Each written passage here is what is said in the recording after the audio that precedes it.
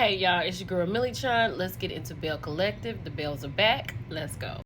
So now we know Tamber was the one that was pregnant. Devon is the daddy, and I'm so happy for her.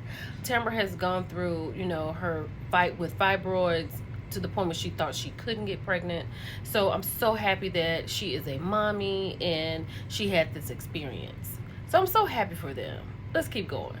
So Gucci invites Letitia to the boot store because she and JJ are going to invite the Bells to the rodeo. Letitia got the nerve to be in there flirting with the little boot associate. Girl, we know better. So then they sit down and they talk about Letitia's brunch, right?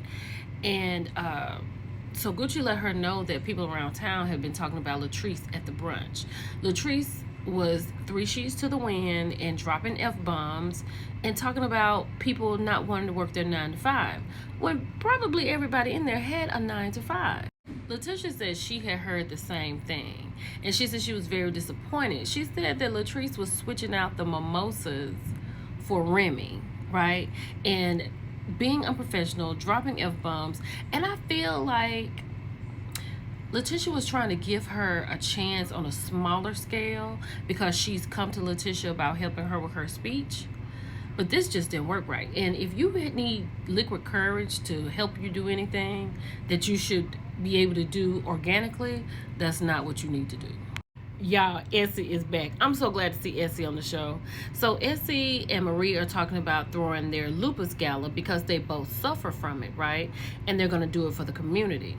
And then Letitia comes in and she is working with them on a housing project. And they get to talking about the gala and the housing project, and they go from there.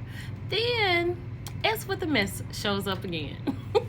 So the reason Letitia is looking like this is because Essie had told her that she had been taking a break from social media. To her surprise, when she logs back on, she sees a live with Latrice saying that the ladies from Bell Collective are just her co-workers. She has her real friends in her real life, and she is not concerned about anything that these ladies have going on.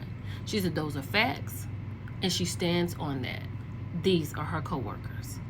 This lady right here is devastated. Now this one right here, Marie Monroe, is going to give you the real every time. Marie said that Latrice really wants Letitia's life, and she's jealous of her because Letitia said that she's shocked by that live because she had FaceTime with Latrice that day, and she was in Atlanta doing a speaking, and Latrice said she was going to come and support her. She said that's why Latrice wants you to help her with her speech. She wants your life, and she's jealous. Do y'all believe that Latrice is jealous of Letitia? Let me know how you feel about that. Letitia says she's definitely going to have a conversation with Latrice. But when Marie told Letitia to wake up, I thought I was going to pass out. This right here does not play with it. I love Marie.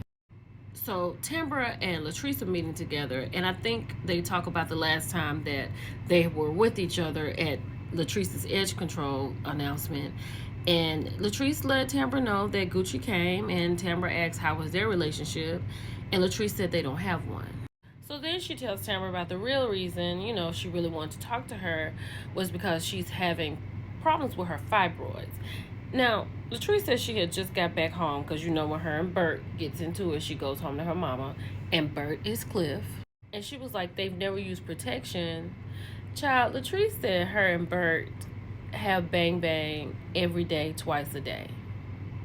Now, Latrice, I'm gonna need you to stop that because that is not happening.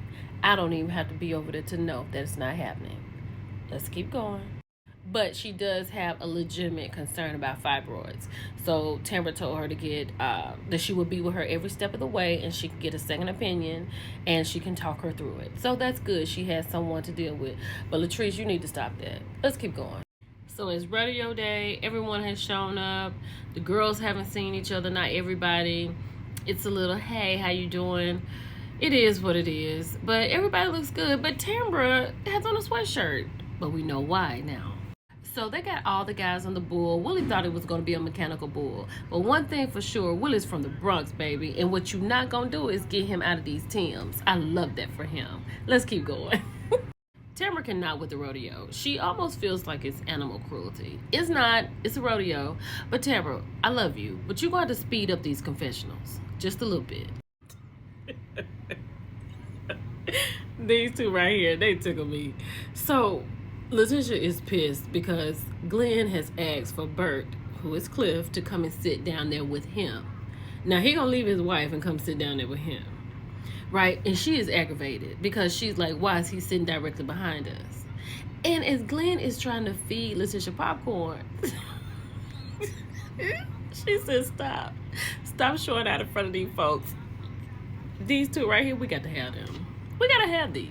So y'all, the rodeo is over, right? So they all go to the bar. So Marie is late because she had to do something with her daughter, but she finally comes in.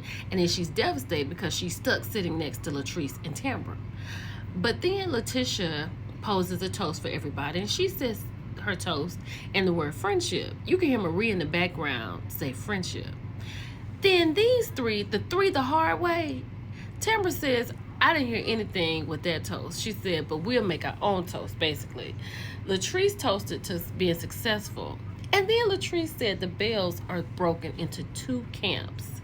Cliff, her, and Tamber, and the rest of them. Cliff is in the camp? I cannot. So, Letitia's telling the girls how big of an influence that Cliff is on Glenn right now. She said that they had gone out to a comedy show or something, and shortly after that, maybe after he had got back home, Cliff had sent Glenn an article about, I guess, long-distance relationships, I'm not sure. And she said Glenn came to her office talking about, if I don't fit your image, let me know. You can't listen to everybody in your relationship. That's crazy. So Letitia is telling Akeisha about Latrice's video, right? And Akeisha's response is, well, we are co-workers, but I thought y'all were friends. That tickled me, but at the same time, like, Letitia is really hurt by that. And I really hope Latrice can fix that. So Latrice has made it over to Letitia's office, her co-worker, because she has a speaking engagement coming up, and she knows Letitia does a lot of speeches, and she wants her help. Kind of like what Marie said. P.S. Latrice is not a speaker, right? Because, like she said, she needs pretty much structure so she won't just get up there and babble. She's not a speaker. She's a very nervous person, which you can't be that if you want to be a speaker. So it doesn't matter what Letitia can tell her. It's her disposition that's the problem. So this is Letitia's face after listening to Latrice saying that she wants her help in speaking.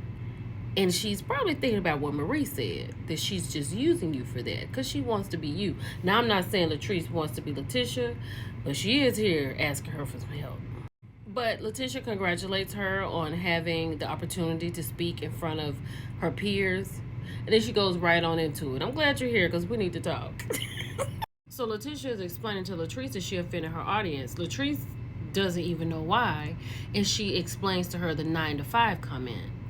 And Latrice is like, 9 to 5s make the world go around. My mother has a 9 to 5. My sister has a 9 to 5. And Letitia lets her know that's not what you said. You said who the F wants a 9 to 5. See, if she had said it like how she said about her mother, her sister, and then went on to what she was saying, I think that would have been okay.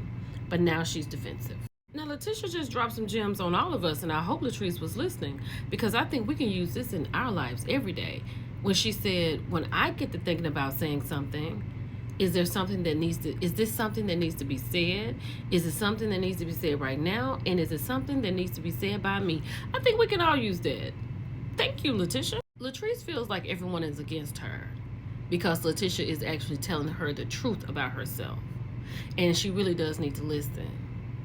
But Latrice, you cannot have liquor courage if that's something you need to do something you want to do. You need to work on that. So this is Latrice's face as Letitia explains to her she saw the video where she called her a coworker. Latrice then says that you are more than a coworker, even though she said she was a coworker, right? And then Letitia said, I feel like I've gone against a loyal friend for a coworker. Like the nervousness is setting in. Letitia told her that every time she goes to bat for her, she ends up beating her with that same bat. And then she let her know about women she's torn down, like when she says things about Gucci. And she admitted to it. Latrice admitted to it. Latrice said she's just going to remove herself from the situation, right? Altogether. And she says Letitia talking to her makes her feel worse than when her husband tears her down. That's crazy, but we're going to get into it. Talk to y'all later. Bye.